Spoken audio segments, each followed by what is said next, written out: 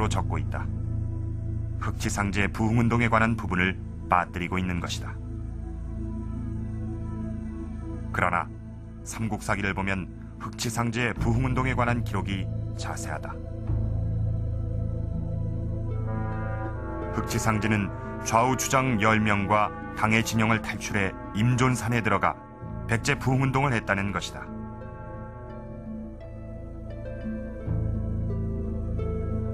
그렇다면 부흥운동의 근거지 임존산은 어디일까? 각종 지리지와 고지도를 보면 충남 예산군 대흥면에 있는 봉수산에 임존성이 있다고 표시돼 있다.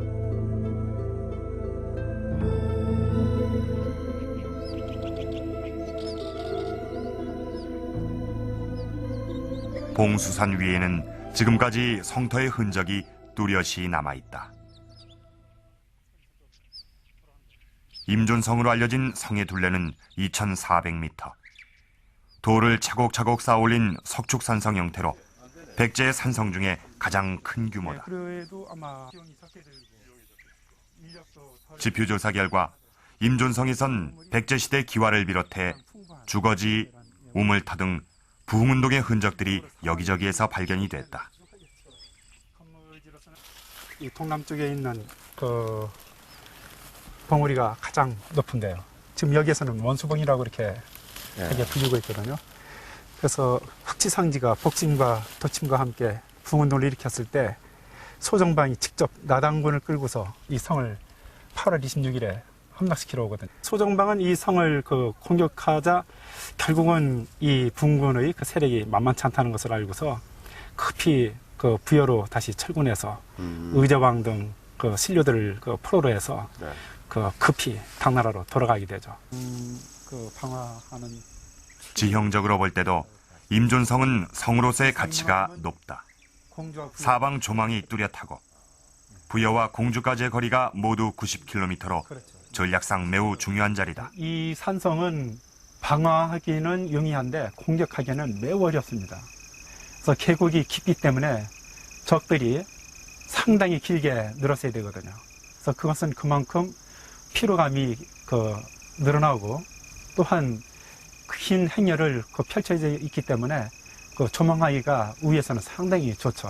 그래서 적의 움직임을 쉽게 관찰할 수가 있습니다. 뿐만 아니라 임존성은 흑치상제 출신지로 알려진 백제의 서부에 속한다. 때문에 흑치상제는 바로 이곳을 근거지로 부흥운동을 시작하고 곧 200여 성을 회복하는 등 혁혁한 성과를 거두게 되는 것이다. 백제가 멸망할 당시에 5부 37군의 200성이었다라고 되어 있습니다. 즉 흑지상제가 점령했었던 200성을 백제의 지방 통치 조직인 성과 동일한 위치의 성이라고 볼 수 있다라고 한다면은 당연히 흑지상제의 200여 성은 백제 부흥운동군이 가장 활발하게 전개될 무렵의 상황을 전해주고 있다라고 보겠습니다. 망국의 소름을 아는 백제인들에게 부흥운동의 열기는 무섭게 퍼져나갔다. 흑지상제와 더불어 부흥운동에서 빼놓을 수 없는 인물이 의자왕의 사촌인 복신과 승려 도침. 3년여 동안 부흥운동을 핵심적으로 이끌던 이들은 663년 무렵이 되면 심각한 내분을 일으킨다.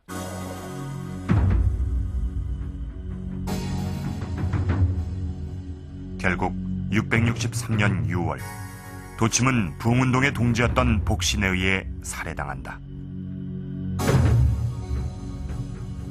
얼마 지나지 않아 복신 역시 일본에서 건너온 백제 왕자 부여풍에 의해 살해당하고 만다.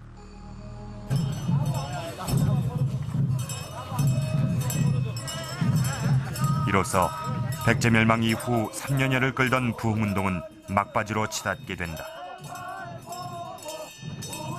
이 무렵 흑지상제는 권력 쟁탈의 핵심에 선 부여풍을 버리고 당에서 파견된 의자왕의 맏아들 부여융의 편에 서게 된다. 결국 당에 항복을 하게 된 것이다. 그럼 무력 항쟁에 자기도 모든 것을 바치고서 당나라 군대하고 싸웠는데 이제는 이제 이 운동이 현실성이 없다. 그런 가운데서 이제 대안을 찾아야만 되는 것입니다. 그래서 부여융이 그런 제안을 하게 되고 부여융은 바로 의자왕의 아들이고 또 백제 사람이 아니겠습니까? 당나라에 협력하자는 게 아니고 부여융을 도와가지고 이제는 당나라하고 타협하는 선에서 나라를 또 회복하는 그러한 이제 길을 걷는 것이 현실적이지 않겠는가 이런 생각을 이제 했던 것으로 이제 보입니다. 부흥군 지도부의 내분으로 곧바로 백제 부흥운동은 막을 내린다. 663년 8월 백제군은 백강전투에서 나당연합군에게 대패를 한다. 망한 백제의 부흥의 불꽃을 지피기 위해 노력하던 백제인들의 꿈도 영원히 역사 속으로 사라져갔다.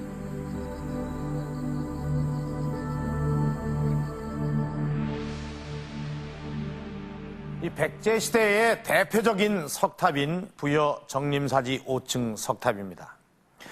부여에 가보셨던 분들은 누구나가 한 번쯤은 이 석탑의 아름다움에 감탄을 하셨을 텐데요.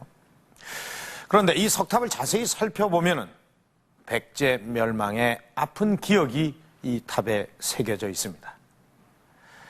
대당 평백제국 비명. 당나라가 백제국을 평정했다.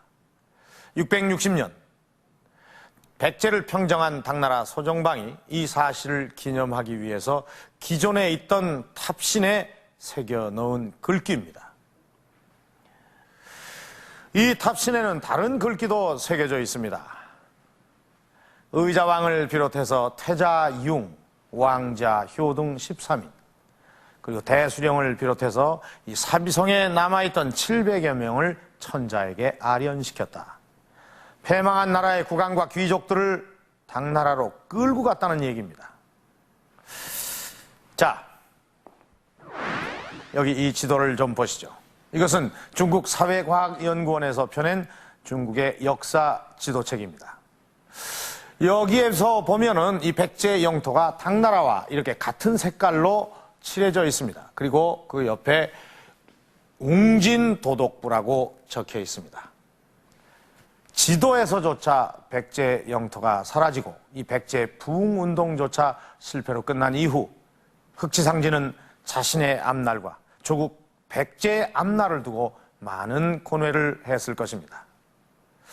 언제인지는 확실히 알 수가 없지만은 이 백제 부흥운동이 완전 실패로 끝난 이후 흑치상제는 당나라 장수 유인궤를 따라서 이 당나라로 건너가게 됩니다. 그리고 그 이후 흑치상지의 궤적은 잘 드러나고 있지 않지만 668년이 되는 그 무렵에 당나라 장수로 맹활약을 하는 흑치상지의 이름을 역사서 곳곳에서 볼 수가 있습니다. 중국에서 흑치상제 활동을 알아보기 위해 섬서 사범대학을 찾았다. 중국 당나라 역사를 전공하고 있는 마치 교수는 백제 장수 흑치상제에 관심을 가지고 오래전부터 흑치상제 연구를 해오고 있다. 마치 교수는 송나라 때 책인 태평광기에 흑치상제에 관한 흥미로운 기록이 있다며 취재팀에게 내놓았다.